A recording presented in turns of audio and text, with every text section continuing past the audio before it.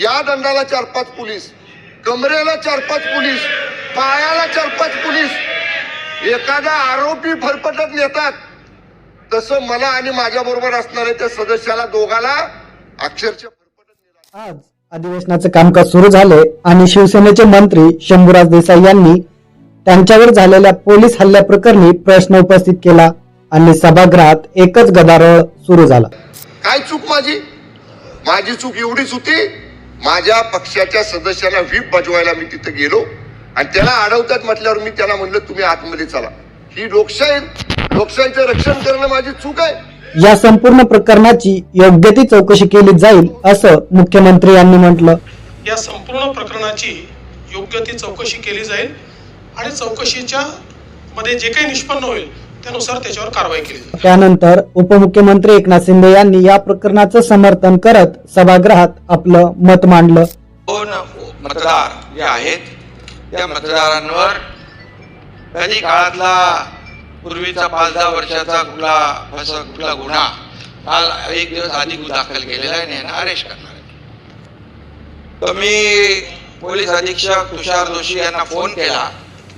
मी म्हणालो काय प्रकार आहे, तर म्हणाले गुन्हा दाखल झालेला आहे, पण त्याच्यावर कारवाई आपण नंतर करू। मी त्यांना एकच सांगितलं की उद्या मतदान आहे, मतदानापासून कुणालाही वंचित ठेवता येत नाही, उलट कोर्ट देखील ऑर्डर करतं की मतदानाला पाठवा। यावर पुढे बोलत असताना उपमुख्यमंत्री शिंदे म्हणाले, मतदानापासून वंचित ठेवणे हा लोकशाहीचा खून आहे, लोकशाहीचा गळा घोटण्याचं काम बिलकुल करू नका अशी विनंती केली। मतदानापासून वंचित ठेवणं हा लोकशाहीचा खून आहे आणि लोकशाहीचा गळा घोटण्याचं काम बिलकुल करू नका अशा प्रकारचं लोकशाहीचा गळा घोटण्याचं काम बिलकुल करू नका असा सल्ला दिला व त्यानंतर स्थानिक पोलिसांवर 2 मतदारांना पळवून नेण्याचा आरोप शंभूराज देसाई यांनी केला।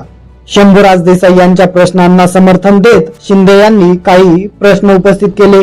मंत्री बघितले नाही, पदाधिकारी बघितले नाही, कोणी बघितले नाही, जसे आमदार बघितले नाही, असे आरोपीला असं पकडतात तसं पकडून घेऊन गेले आणि त्या ठिकाणी घेऊन गेल्यानंतर ते 2 लोक बरं ते 2च कसे काय मग मतदार त्यांनी पकडले, 2च मतदार जे आहेत ते त्यांना घेऊन गेले आणि त्यांना निवडणूक मी पुन्हा फोन केला त्यांना डीजींना। डीजी म्हणाले असं होणार नाही। मी बोलला होणार काय नाही, निवडणूक पूर्णपणे पार पडते तिकडे, निवडणूक पार पडल्यानंतर तुम्ही त्यांना सोडून काय उपयोग आहे। आणि मग निवडणूक पार पडली आणि त्यानंतर या सगळ्या परंतु जी परिस्थिती निर्माण झाली महाराष्ट्रामध्ये, महाराष्ट्राच्या इतिहासामध्ये अशा प्रकारची परिस्थिती पहिल्यांदा।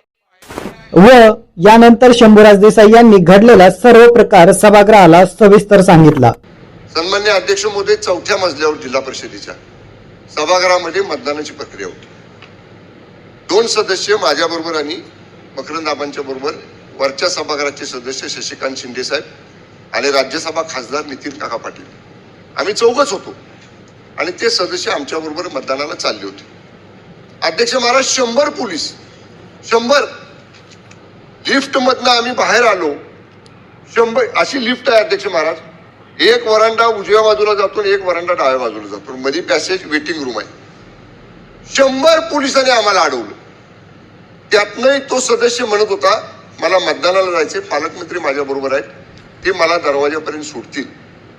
अध्यक्ष महाराज, ते मेटल डिटेक्टर जे आहे जिथनं आपण तपासणी करून आत जातो त्याच्या एक 5 फुटापर्यंत आम्ही जवळ गेलो।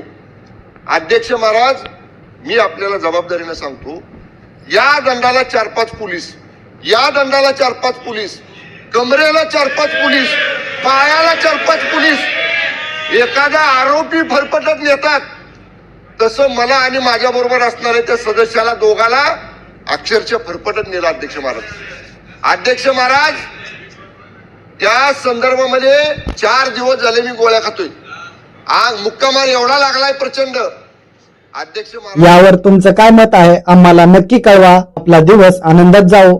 अशाच माहितीसाठी महाइन्फो चॅनलला सबस्क्राईब करा आणि व्हिडिओला शेअर करा।